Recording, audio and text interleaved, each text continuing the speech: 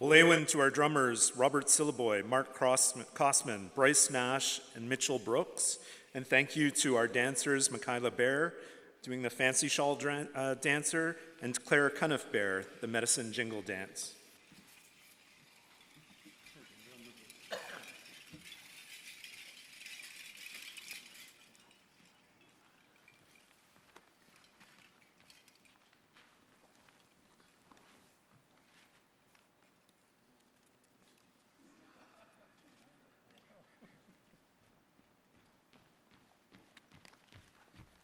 And our drummer, Sage. Good morning. You can sit down. Wabanakwat Dishinakashon and Mitchif Nia. My name is Todd Ross, and I serve as UNB's Interim Bilwida Hausawan and Associate Vice President of Indigenous Engagement. I'm a proud Two-Spirit Red River Métis veteran and a survivor of Canada's LGBT purge. My journey has been shaped by both personal and collective histories of exclusion, resilience, and healing. Before we continue, I want to take a moment to thank each and every one of you for being here today. Whether you're joining us in person in one of our campuses in St. John, Fredericton, or online, your presence is a powerful act of remembrance and solidarity. I'd like to warmly welcome members of Her Honor, the Honorable Louise Imbo, Lieutenant Governor of New Brunswick's office, who have joined us here today. Your presence today is deeply appreciated. Our Lieutenant Governor acts as the King's representative, honoring the relationship between Indigenous peoples and the Crown and the spirit of the peace and friendship treaties. Thank you for your continued support of truth and reconciliation. Today we gather in ceremony not only to remember, but to witness, to honor the experiences of residential school and day school survivors, and to continue our shared journey toward reconciliation. In 2014, I emceed a National Truth and Reconciliation Commission event for Two-Spirit residential survivors. Survivors from many nations came together to share their truths with the Honorable Murray Sinclair and other commissioners. That experience and many others since have shown me the power of storytelling, truth-telling, and healing. I carry stories that have been shared with me, stories of survival, resilience, and the ongoing pursuit of justice. These are not just memories, they are lived experiences that echo across generations. The trauma of residential schools didn't end when the doors closed. It was passed down through silence, through pain, through the absence of language, culture, and connection. Today, we honor not only those who endured, but those who continue to carry the weight of that legacy. And we commit ourselves to breaking cycles of harm by witnessing, listening, learning, and acting. Speakers will be present on both campus locations, some in person, some joining via the screen. Please look accordingly. As you reflect during today's ceremony, I invite you to write your thoughts on the orange hearts that have been provided. These reflections will be displayed on both campuses as a symbol of our collective commitment to truth and healing. Next, I'm honored to introduce Dr. Petra Hoff, UNB's Provost and Vice President Academic, joining us from the St. John campus to offer the land acknowledgement. Good morning. As we gather today in solemn reflection and collective remembrance, we honor the strengths, resilience, and truths of residential school survivors, their families, and their communities. This ceremony is a moment to listen, to learn, and to commit ourselves to reconciliation through meaningful action. We come together in community and ceremony to ground ourselves in the place we are gathered and the relationships that shape it. This moment invites us to reflect on the history, the presence, and contributions of Indigenous peoples, and to honor the enduring connection between land, language, and identity. We respectfully acknowledge that UNB stands on the unsurrendered and unceded traditional Wolastoqey land. The lands of the Wabanaki people are recognized in a series of peace and friendship treaties to establish an ongoing relationship of peace, friendship, and mutual respect between equal nations. The river that runs by our cities is known as Wooloostook, along which live Wolastoqwik, the people of the beautiful and bountiful river. Wooloostook is also called the St. John River. Thank you, Dr. Hoff. Before we continue, I want to acknowledge a meaningful act of remembrance that took place on our St. John campus. In the days leading up to today's ceremony, we put out a call to the community to donate gently used shoes and boots. These were placed at orange mats outside of buildings, each paired with a quote from a residential school survivor and a QR code linking to their story.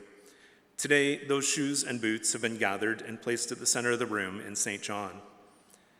They stand as a powerful symbol, representing the lives of children who attended residential schools and day schools, those who survived and those who never returned home. Their presence invites us to bear witness and reflect. Following the ceremony, the footwear will be donated to those in need, continuing their journey as a gesture of care and community support.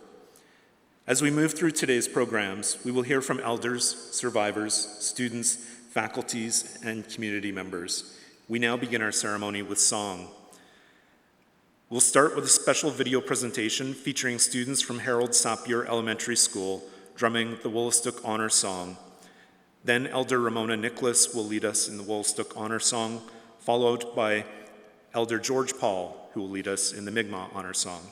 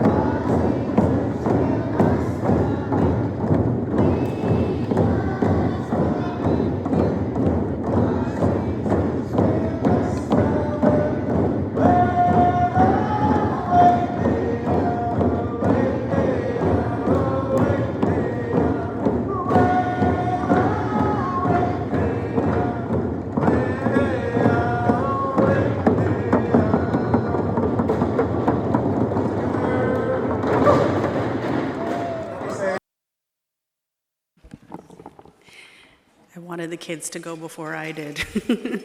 I just wanted to say a little bit about the song. It was a song that was translated by the late Gwen Bear, who was the first elder in residence here at UNB. It's an honor to have had her for a teacher. And I guess I just wanted to also mention that this drumstick that I'm using was hers. So she's here with us today. Leewin.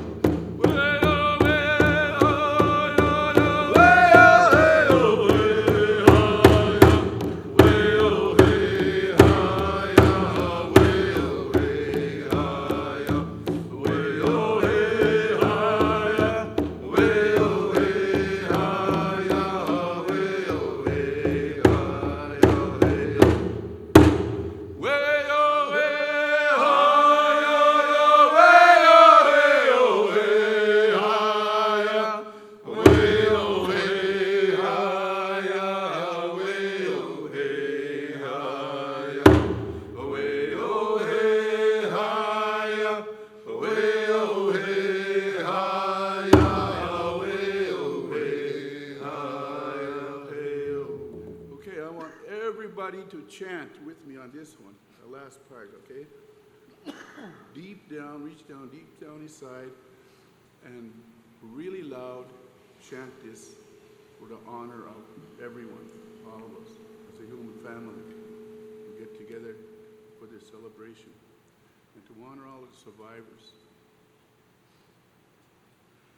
Way-oh, way-ho, yo-yo, way-oh, way-oh, way-hi-ya, way-oh, way-hi-ya, way-oh,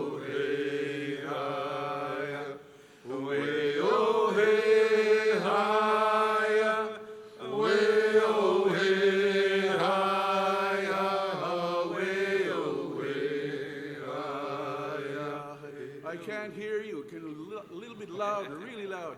Okay, recess time free. You can shout out really loud. No attention. Way-oh, way-hi-ya,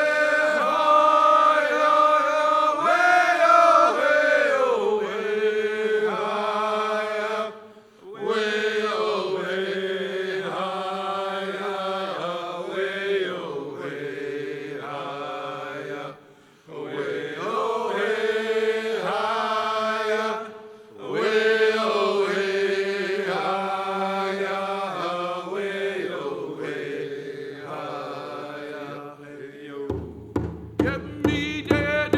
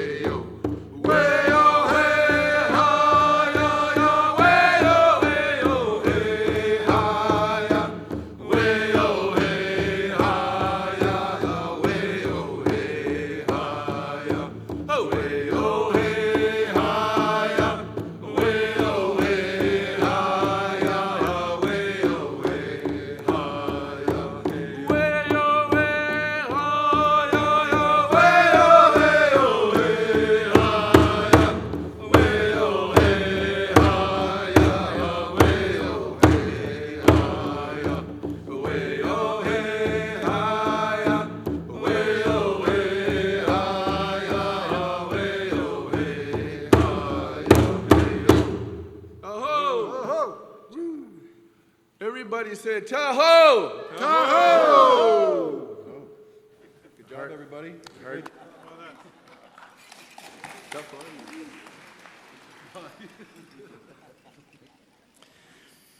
Thank you to the Harold Sapir students and Elder Ramona for gifting us with the Woolstook Honor Song, the anthem of this territory where we gather.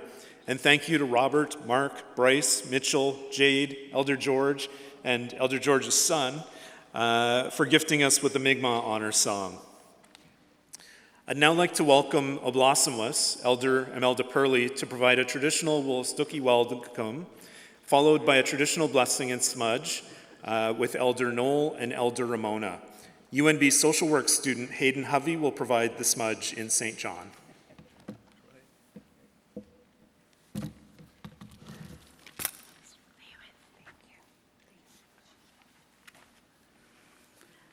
Well, Ewan, I wanted to also welcome our four feathered alumni that have been here at the forestry for a long time, probably longer than even our president and all our faculty here.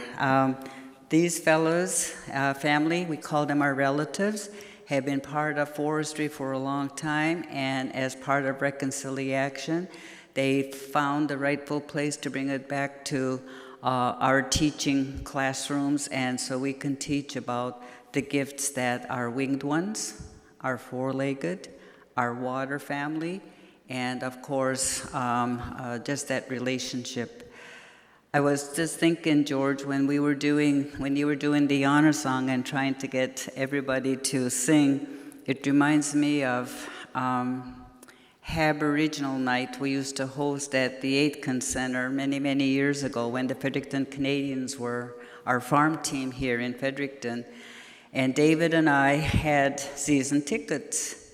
And so I felt, why not have a Aboriginal night where we do the national anthem in the four languages of the province. It was always sung in French and English, but it was never sung in Mi'kmaq and Wolastoqey.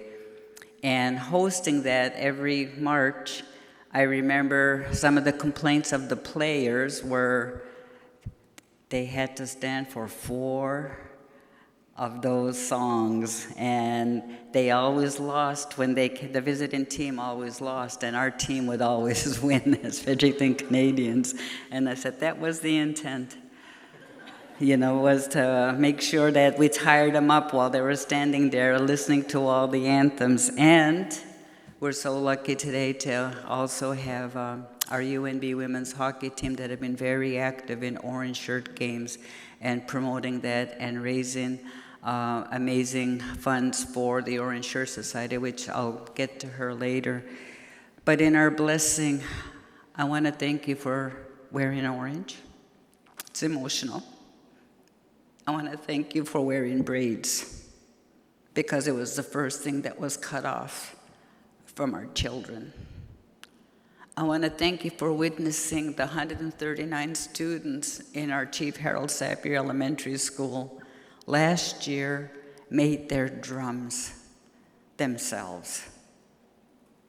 That's a really big reconciliation, rather than buying drums and bringing them to the children. Those children learned the symbolism of the heartbeat of all those children who never made it home. You'll see a pair of moccasins along with the adult moccasins on our display here, because it's those children we're doing this for. Yes, you're witnesses, and yes, you're coming, but we need you. We need you to send a message so that the next generation will never feel that they don't belong, because we all belong, and we belong together. And so when you see those braids, it's a symbol of us coming together and weaving together the power that can be as a society when we're together and honoring each other. When we stand for the ones who couldn't stand up for themselves. And we hear, and especially today, driving up here from Tobic this morning, listening to CBC News and all the stories of survivors still echoing, and hope will always echo. We don't want it just to be today. We want to make sure that it's reverberated through every generation. These stories, difficult as they are, but it's truth, and we know truth hurts. But we get to heal from that. And so so today I stand before you giving gratitude for the autumn gifts that we get to see, the shawls that you see in the forest, the beautiful multicolored shawls. You heard a jingle dress dancer, a young girl, healing you. When she danced around here, she was asking for blessings for each and every one of you through her jingles. Her beautiful sister, who brought all the way from Tobic her shawl to protect you, to hug you in that protection, that our culture is safe now. And we want them to feel that they're safe in their culture no matter where they go. Mulas welcome then at Ciw Wasisok, Metatlakekim Saltited, Mulas welcome Ciw Chichit Winotijik. I give gratitude for my elders behind me. They're our royalty. And I really appreciate all the beautiful, the forest that's been redesigned into flowers from the university students. They're pretty, but there was lots of prayers that went into that design. It's a bloom of our society, that different colors make our society more beautiful. There's also little messages that students wrote, the same messages we're asking you to put on those hearts. And so you look around and see this historic moment, how proud UNB is to be able to really believe in Bilwi changing Daha's attitudes and minds, Waus walking the talk, Wagan towards truth. And today, you've been gifted with truth. Carry it, share it, pass it on, and never forget it. Waliwan, Walalin, Merci, Abdech.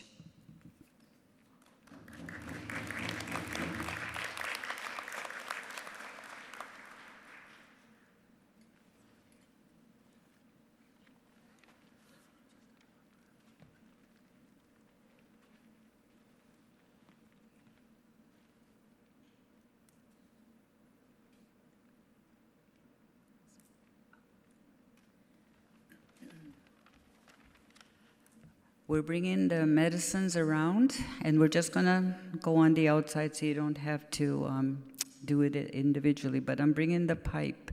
I brought a treaty pipe, and the treaty pipe, we never called it a peace pipe, we called it a sacred pipe, because the sacredness of treaty relationship is that idea of being related and carrying on the truth of peace and friendship. I will light the pipe, and on my pipe it has, as long as the sun shines, the grass grows, and the rivers flow. May our promise of peace and friendship always be in our hearts' minds. And so I have a tree that I symbolize as the standing ones, the ones who teach us about our roots, and no matter who we are, where we come from, don't forget your roots. We're way past assimilation policies where we try to shape you into being, either, different religions, different beliefs, different languages. Each of us are unique, and we need to stay rooted to who we are. And that's the one thing I do at citizenship ceremonies. I say, I know Canada is loyal to the king or the queen and their families. Indigenous people are loyal to their homelands, the trees, the four-leggeds, the winged ones, as you witness in here. Those are the ones that we are loyal to make sure that we'll always have clean air, clean water, enough trees to shade us and to feed us and to heal us. And so I'll just be walking around with the pipe. So what I normally do with my pipe in those beautiful students you saw this morning, I bless their feet to teach them that now they can walk. For the ones who never made it home, they can play, they can dance, they can speak their language without being punished. And that's the symbolism of the smudging we're going to do while I think the film's going to be playing next, but that's what we'll be doing.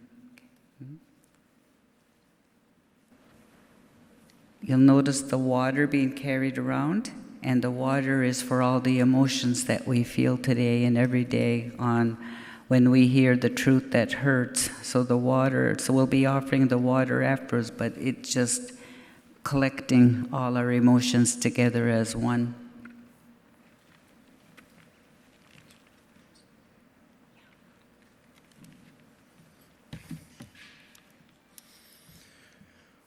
Walawan, Walalin, Elder Imelda, Elder Noel, Elder Ramona, and Hayden.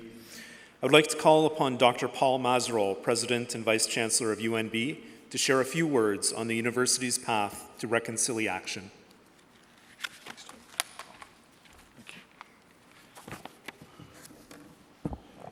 Good morning, everybody. Thank you, Todd, for the introduction. And again, good morning, everybody. Thank you for joining us in person and online. And thank you for being part of this important event for our university. I offer thanks to our elders and the residential and day school survivors for sharing their very powerful stories with us this morning. Listening to firsthand accounts of this tragic time in Canada's history never gets easier.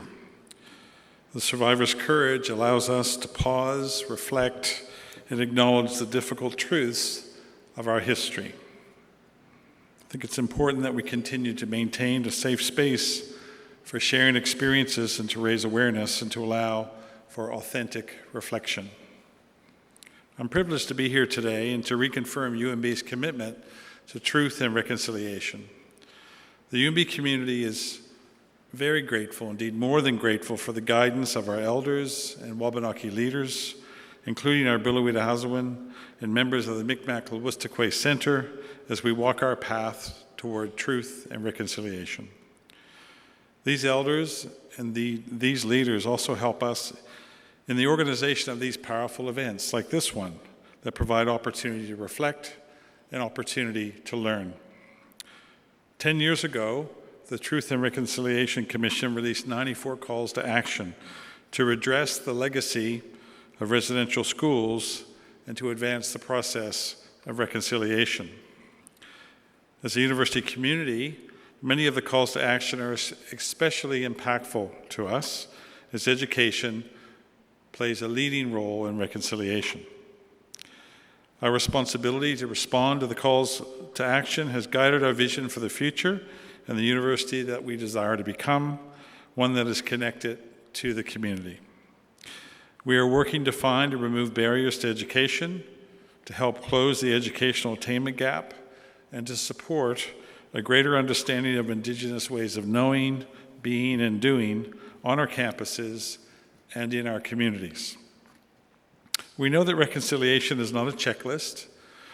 It is a journey of listening, of learning and acting with compassion and acting with integrity. And this is what we mean by reconciliation, a commitment to meaningful and sustained actions. In 2018, with the guidance of our elders David and Imelda, we developed the Truth and Reconciliation Strategic Action Plan. When we look at that plan today, we see that we have made progress and continue to move forward each and every year. We know that progress is essential and it takes time, but we're moving in the right direction. The presence of the Wabanaki Confederacy and the Wolastoq Nation flags flying permanently on our Fredericton campus and present at important events, such as this ceremony and graduation events, acknowledge that UNB campuses sit on traditional Wolastoqey territory. With the leadership of UNB's Elders Council and our former Bilawida Hazawan Cheyenne Joseph, we now have a policy to create safe and respectful spaces across our campuses where community members can engage in smudging and pipe ceremonies. Later today, we will be able to open the Wabanaki Healing Garden here on our Fredericton campus. The garden will be a sacred space for renewal, reflection, and connection with nature. These represent tangible ways to move forward on the commitment to create spaces that acknowledge and celebrate Wabanaki culture and history. But of course, there is more to be done. We have a responsibility to use our skills and our knowledge to continue to do good, to make the world a better and more just place for all of us in our community, our region, and our world. As we address the challenges facing our planet, such as climate change and healthcare, the UNB community will continue to ensure that we are incorporating Indigenous ways of knowing, being, and doing into our work. So while we continue to listen and learn, we know that we must continue to move forward on reconciliation. We must continue to make progress on our plans and see them through. I want to close by thanking all of you for joining us here today to acknowledge the past, and to listen and to learn. I want to thank our elders and our survivors for sharing their courage, their knowledge, and their leadership. Your wisdom provides immensely powerful insights into the ways that we can continue to build bridges of understanding and also to find ways to seek greater truth. Our commitment to truth and reconciliation lies behind all that we do at UNB as we continue to walk this path together. Before I end, I do want to thank Todd Ross, Elders David and Imelda, Andrea, Ramona, George, Nicholas, Noel, the drummers, the dancers, the speakers, and everyone who worked to support this important event across UNB. I hope we can carry today's reflections into tomorrow's actions, walking together forward on this path of truth, understanding, and reconciliation. Thank you very much.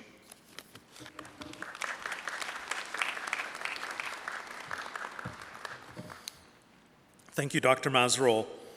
Since faculty play a large role in making space for Indigenous knowledge and teachings, I now invite Dr. Catherine Hamilton, Chair of the Department of Nursing and Health Sciences on the St. John campus, to share her reflections and speak to us about the important work taking place there.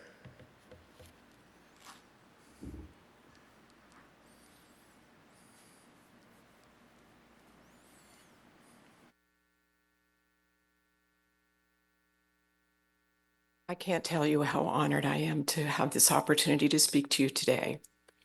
I'm Catherine Hamilton. I am in the Faculty of Nursing at UNB on the St. John campus. And I'd like to share my reflection on truth and reconciliation in nursing education by integrating Indigenous and Western knowledges within the learning environments of the university, particularly as it relates to my experience as a nursing educator. I first want to recognize that as a settler, I am presenting this reflection not as an expert, but as a follower. I also want to start by thanking the Council of Elders and Knowledge Keepers who support the education and growth of our students and keep us on the right path. Blossomways, some of you know as Dr. Imelda Pearlie, who has so generously offered her spirit, her wisdom and guidance has been critical to our growth. Our gratitude is immeasurable. Many of you may know that nursing education, along with medicine, is specifically called to act in the calls to action number 24 of the TRC. For those of you who are not familiar with it, I'm just going to read a piece of it here.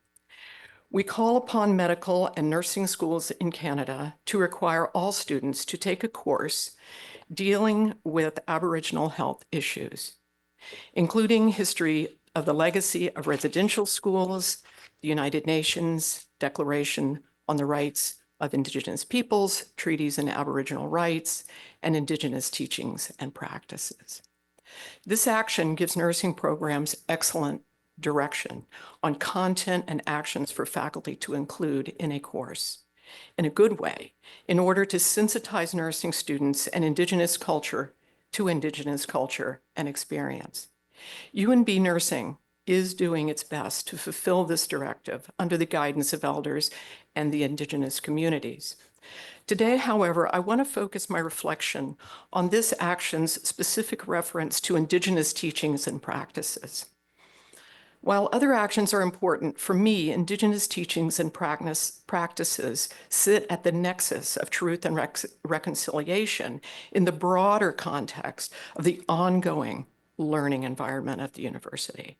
As a faculty, I feel it is not enough for me to be able to include and support Indigenous teaching and practices in a single course, but instead I must integrate aspects of these teachings into all learning experiences of all students in all my courses.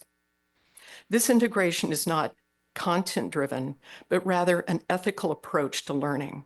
It requires me to deeply understand Indigenous ways of knowing, that they are relational, contextual, and embedded in the land and the community, that it is profoundly holistic, in which interconnection between humans and non-humans and spirits are considered in every action, and that every action impacts the mental, physical, emotional, and spiritual realms of that person, the communities, and the natural world in different ways. Most of my education was in public schools that followed the traditional Western colonial education models. I'm sure you're familiar with it. Hierarchical structure, based largely in empiricism, delivered by subject to students sitting in neat rows in classrooms. To disassemble this ingrained approach, there are two Indigenous teachings I draw upon to reconcile Western and Indigenous ways of learning, knowing and doing in the university, and to guide me in my practice as an educator: lifelong learning and two-eyed seeing. I want to first reflect on lifelong learning. Although a familiar term for most of you, and myself, the Indigenous meaning of this term is not just continuing formal education or professional development. Instead, it relates to holistic learning throughout one's entire life. That one does not learn about life, but from life. It is based on principles that learning is cyclical and continuous and comes not only from books and classrooms, but from relationships with elders, family, community, land, and spirit. That education is not just about intellect, but also about emotional, physical, spiritual, and relational growth occurring at all life stages. That the natural world is our teacher that requires attention and respect. That with learning comes the responsibility of sharing that knowledge, and that perhaps most importantly, knowledge requires humility, knowing that one does not know everything. In my practice as a nurse educator, I try to integrate these principles into the classroom and the clinical experiences. I role model, I counsel, and direct students that learning is ongoing and not just linked to school, but can occur in any environment and situation. That their experience and relationships to the wider world around them will help to build their knowledge and nursing practice. They should be open to learning in partnership with their clients, colleagues, and the community. Within the larger context of lifelong learning, the respected Mi'kmaq elder Albert Marshall gives us two-eyed seeing, a beautiful learning framework for the university. In Elder Marshall's words, and I quote, "Two-eyed seeing refers to learning to see from one eye with the strengths of Indigenous ways of knowing, and from the other eye with the strengths of Western ways of knowing, and to use both of these eyes together. The emphasis is on that two eyes are seeing together. This acknowledges the value of Indigenous ways of knowing equally and in balance with Western scientific approaches for the benefit of all. In my teaching practice, I intentionally fulfill this approach across the program through my nursing curriculum, teaching methods, clinical practice, research, always with guidance from Indigenous elders, knowledge keepers, and Indigenous communities. Unfortunately, the depth of two-eyed seeing and its application can't be fully appreciated in the few minutes that I have this morning. Two-eyed seeing has become a foundational principle and has expanded into what is now the area of integrative science and health. I want to encourage you all to look that up. It's fabulous. In conclusion, I'm thankful for the community, the opportunity to speak with you this morning. It is my hope that you've heard something that will encourage and support your educational practice through truth and reconciliation. With gratitude, Waliwan.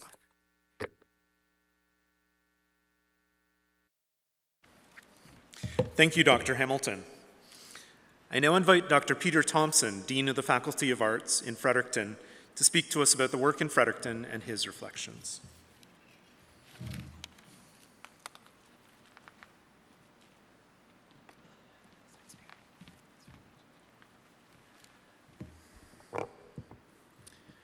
The National Day for Truth and Reconciliation has a particular resonance for universities, and UNB is no exception.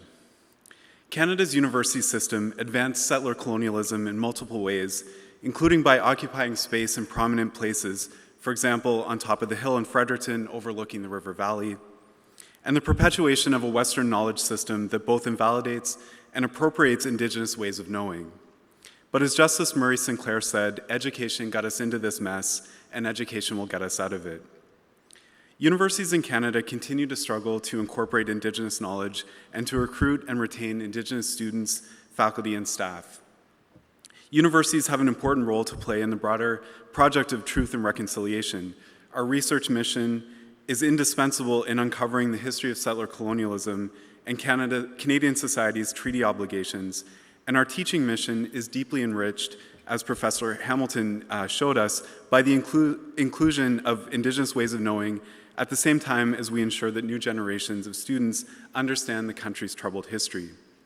Although we have not lived up to our obligations, at its best, the university seeks truth and models reconciliation. In the Faculty of Arts on the Fredericton campus, we are committed to implementing the findings of the TRC and to understanding the relationship between Indigenous and settler Canadians from multiple angles. Faculty members in historical studies teach about the history of land claims in New Brunswick and beyond. Political scientists research the impact of resource extraction on Indigenous communities. We have courses on Wabanaki literature in the English department and on Wabanaki cultural heritage and anthropology. And we've graduated outstanding Indigenous students at both the graduate and undergraduate levels. We hope that the Faculty of Arts will figure prominently in the development of Indigenous studies at UNB, as our members regularly teach on subjects such as colonialism, cultural resource management, the experience of Indigenous people within the criminal justice system, and other topics that are essential. Of course, there's much to do, and top of mind is increasing the number of Indigenous faculty members in arts and across the university, and advancing decolonial, community-based research and teaching. I'm confident that my colleagues on Dean's Council are committed to this important work that's outlined in the TRC, and it's inspiring to be at UNB during this period of transformational change. Thank you very much.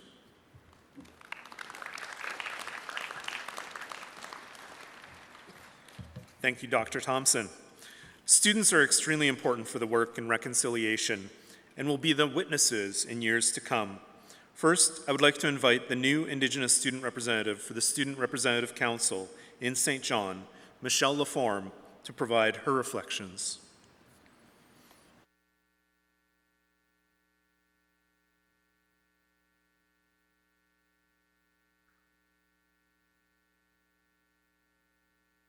Ani, bonjour. My name is Michelle. As Todd said, I'm the representative for the Indigenous community here at UNB St. John. I'm claimed by the Mississauga of the Credit First Nation, and I just want to say thank you all for being here. Today on the Day for Truth and Reconciliation, I want to focus on the first part of that, truth. We've heard a lot about the truth. And I think it's important to note that there is no reconciliation without truth. And the best way to kind of get to the truth is by listening. So listening to the stories of Indigenous people, whether that's the ones who lived through it, or the ones who pass on the stories of their loved ones because they're not able to. And that also includes the ones who kind of share in the effects of that. So I encourage you to listen. Not because of obligation, not because you feel like you need to, but just to listen with your heart.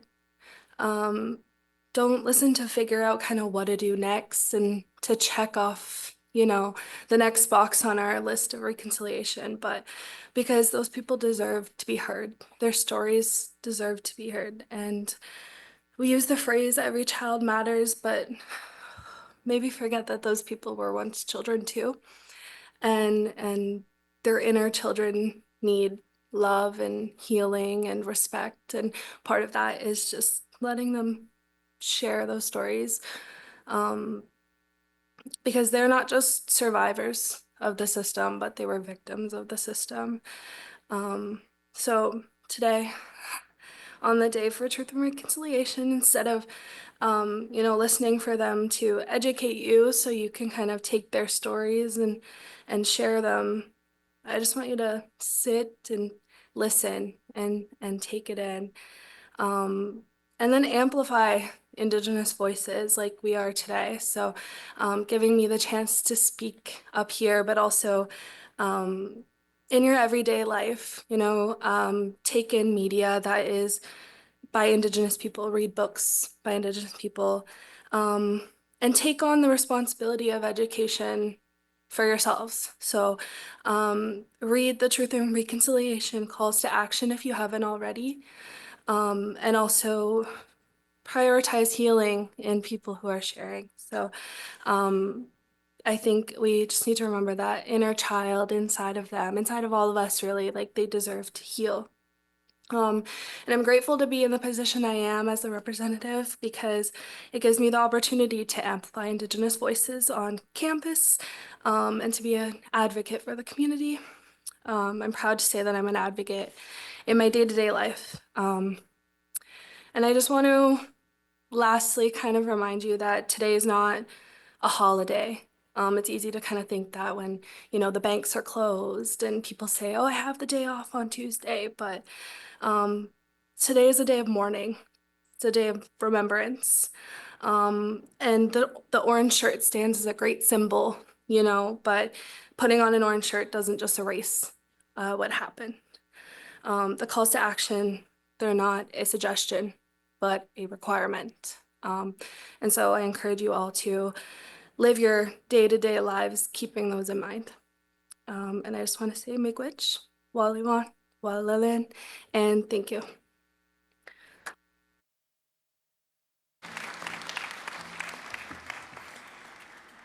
Miigwech, Michelle. Reconciliation happens not only in the classroom, but through all aspects of our work. I'd like to invite Rain Murdoch from the UNB Reds to share her reflections.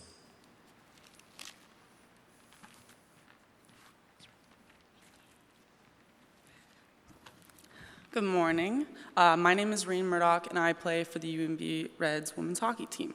Last year, we were fortunate to participate in the teachings of the Indigenous Sweat Lodge, a sacred ceremony that holds deep meaning for healing, reconciliation, and spiritual connection. Today, I will share to you our experiences of the Indigenous Sweat Lodge and the importance behind our Every Child Matters game. The Sweat Lodge begins with a sacred fire.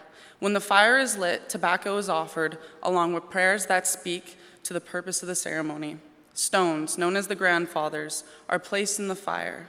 For this ceremony, 13 grandfathers were used, representing the 13 moons of the year, a reminder of the cycles of life and our connection to creation. The Sweat Lodge itself is a place of purification. It cleanses the mind, body, and spirit, and provides a powerful opportunity for healing and connection to something greater than us. The ceremony takes place in 4 rounds, each aligned with a direction. Each direction carries its own teachings, guiding participants through a journey of reflection and renewal. When entering the Sweat Lodge, participants go in separately, starting with the oldest and moving down to the youngest. This honors the wisdom of our elders and promise of the younger generations. As I crawled inside, the air felt heavy, and I was short of breath. None of us really knew what to expect, and I can hear my teammates and I struggling with the heat. At first, it was overwhelming, but once I let go and accepted the intensity, I began to feel the purpose of the ceremony. Sweat poured down my body as the songs filled the lodge. In that moment, the struggle turned into something powerful. The heat and the music worked together to create a sense of relief, of being cleansed. When I stepped out, I felt renewed, almost reborn. It reminded me of the feeling after a hard workout when you are exhausted but also proud, strong, and accomplished. Beyond the ceremony itself, the Sweat Lodge is also a celebration. It celebrates the strength of Indigenous traditions, the resilience of communities, and the ongoing connection between people, the land, and the spirit world. It is a celebration of life, of renewal, and of the relationships that keep us grounded. In the context of truth and reconciliation, This celebration reminds us of the importance of honoring Indigenous knowledge and ensuring these traditions are respected and carried forward for future generations. The Sweat Lodge is not only about personal healing, but also about community balance and reconciliation. Ceremonies like the Sweat Lodge and movements like Every Child Matters help us remember, help us heal, and help us walk forward toward in a spirit of strength and unity. For our team, this game represents an opportunity to participate in and honor the traditions of our teammates. Watching Jana, Lily, Maya, and Jade emerge as role models for Indigenous girls inspires us all and motivates our team to continue recognizing and celebrating their rich and meaningful traditions. Hearing our teammates share these words reminds us why the game is bigger than hockey. Their strength and honesty inspire us to stand with them, to honor their story, and to carry it with us on the ice. As a team, we will support them by playing with pride, respect, and determination. Every shift, every battle, and every goal will be played with their message in mind. We are united not only as teammates, but as a family, committed to lifting each other up and showing through our effort that their culture, community, and traditions matter to us too. By playing hard, we honor them, the children who never made it home, and the strength of those who continue to carry these stories forward. Thank you.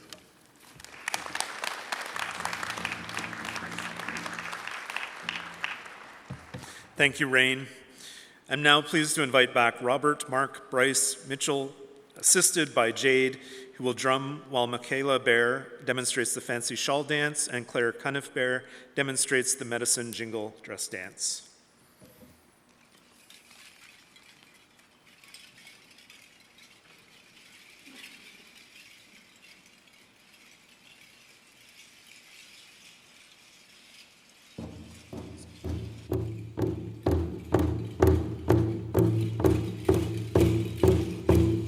Yo,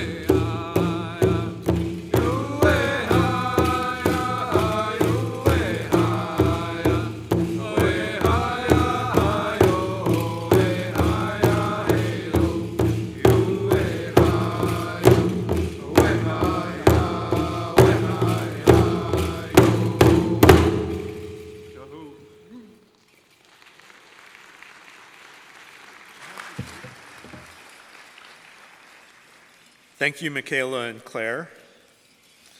That was amazing and such great regalia as well. It's been my honor to serve as your MC today.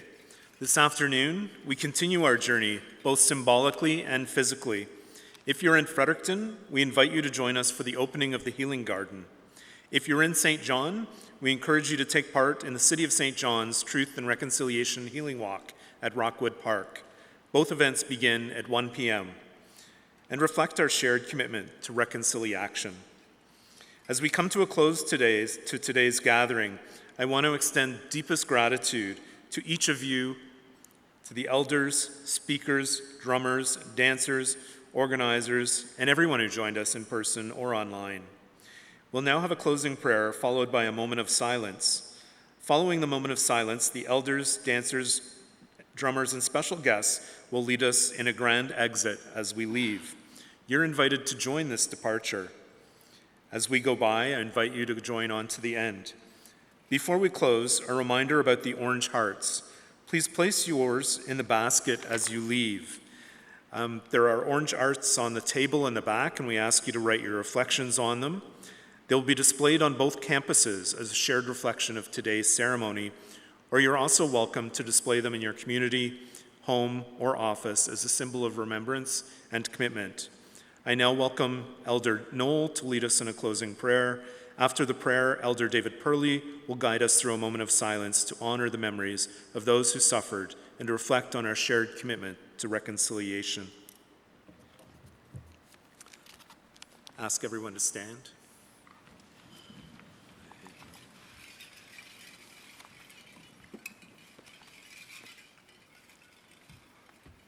Well, I'm totally impressed and very honored to be here today. The number of people that are wearing orange and taking the opportunity and the time away from your families and your loved ones for a lot of people, it's a day off. Yet you guys choose to be here today as a part of truth and reconciliation and honoring the movement forward. The truth is very uncomfortable. And it was very, very uncomfortable when it first started to come out. And in a couple of years, some of that truth started to kind of like almost normalize, unfortunately. And it wasn't so uncomfortable anymore. I want each and every one of you to always be mindful. Please do not let that get too comfortable. Please be always mindful of the hurt and the pain and the trauma. I want to take the time to honor beautiful singers, beautiful council of elders, faculty, staff members, the others that are in the other campus. Such a beautiful opportunity for us to gather. And we started the day's celebrations with, in reality, what this is all about. Our drummers sang the Children's Honor Song. Wow. What a beautiful way for us to start the day. Because this ceremony is all about the children. The ones that are coming forward ahead of us, so they may live a productive, inclusive way of life. And to honor, I see children here. Most importantly, today is an amazing day for us to take time to reflect a little bit. It's beautiful listening to survivors. Because you know what? They survived. Today we take the time to honor the ones that didn't survive, the children that didn't come home. Because there was lots of them. So as we reflect a little bit onto this day, please take the time to honor and to think about the beautiful children that didn't come home from residential schools, the ones that didn't survive and why we are all here. This is something that we never ever want to repeat in this country. And we've also established that we have learned and we have begun the process towards reconciliation. We're at the beautiful stage of mindfulness now, which is a step closer towards reconciliation. Reconciliation is about peace, making peace. In our traditional way of doing things as Native people, making peace is not so much the things that we say or speak about, but more so the actions that follow.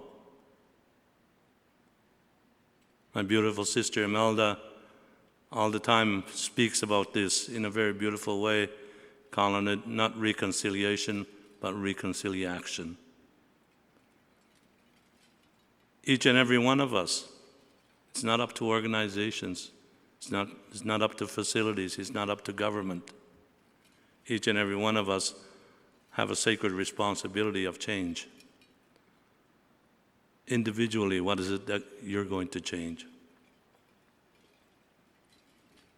We live in the depths of racism, prejudice, and discrimination.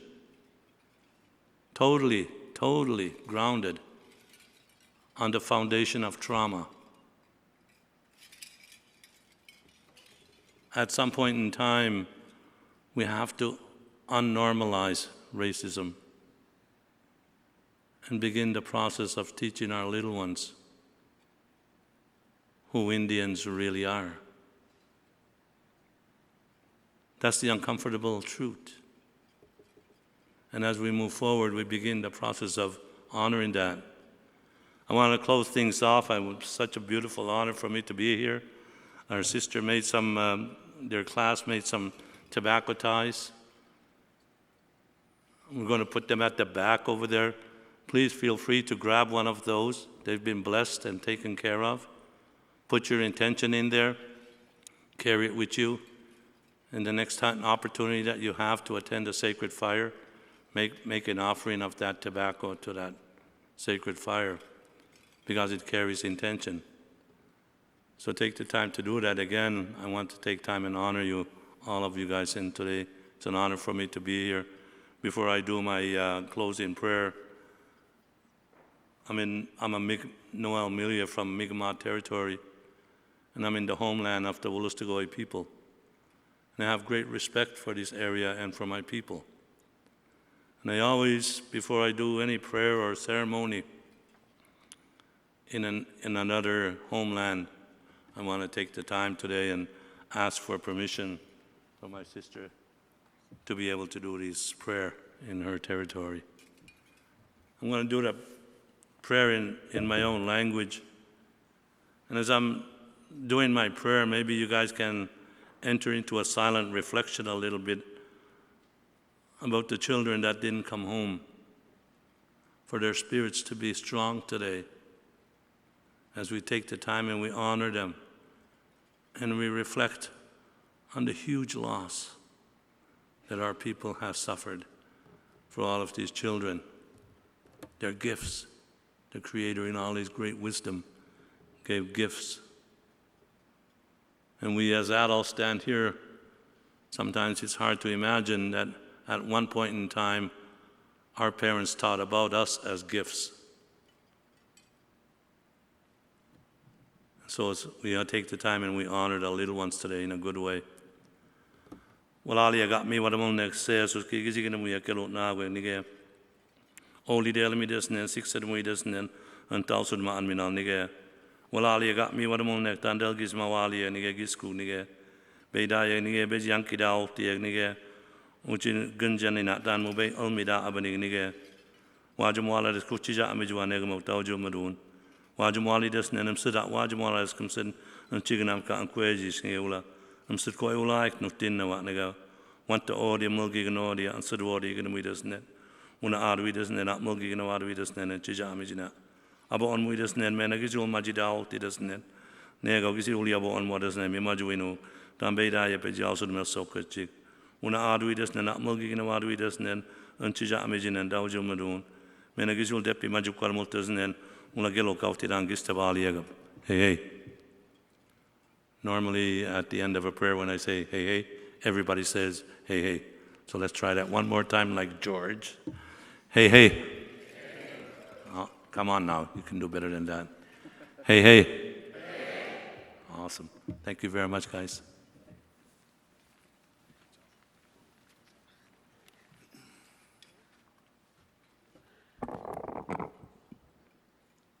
Kolase kopa, kamajolida hasbel bazoltiak, Ciw bilwid Wasisok. I welcome you to this gathering.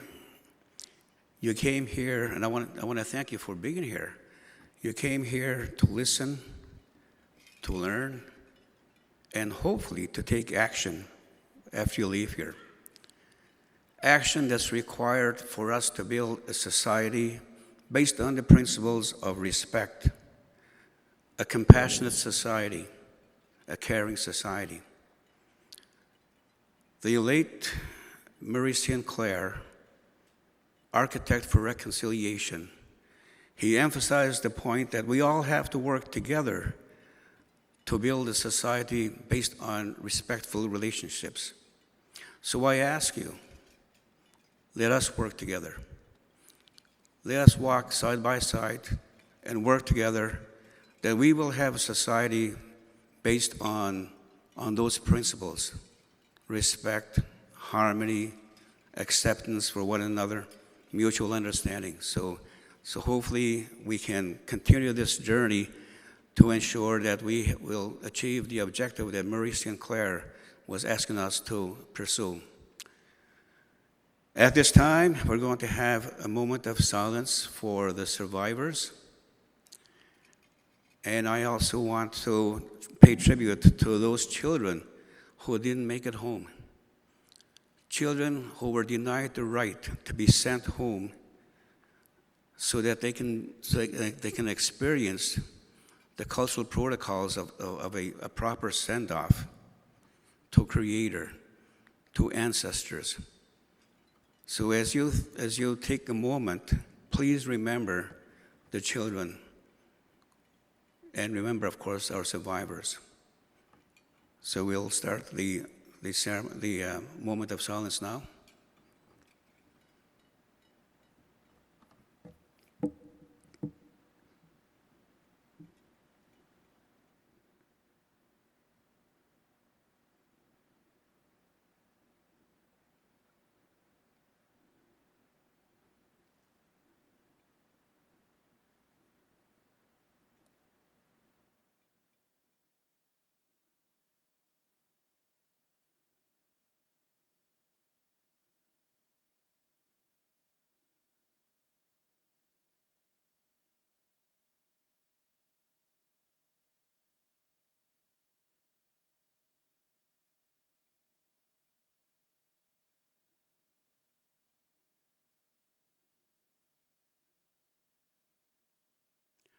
Will Ewan?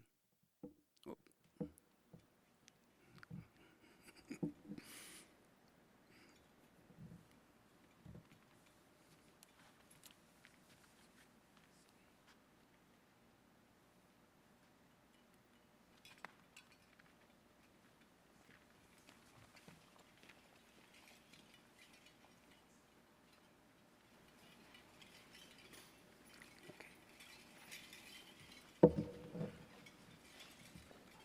Well, I guess it's time for Will Ewan now. Thank you, everyone. Thank you for being here. And don't forget to take your orange hearts and then put them in the basket.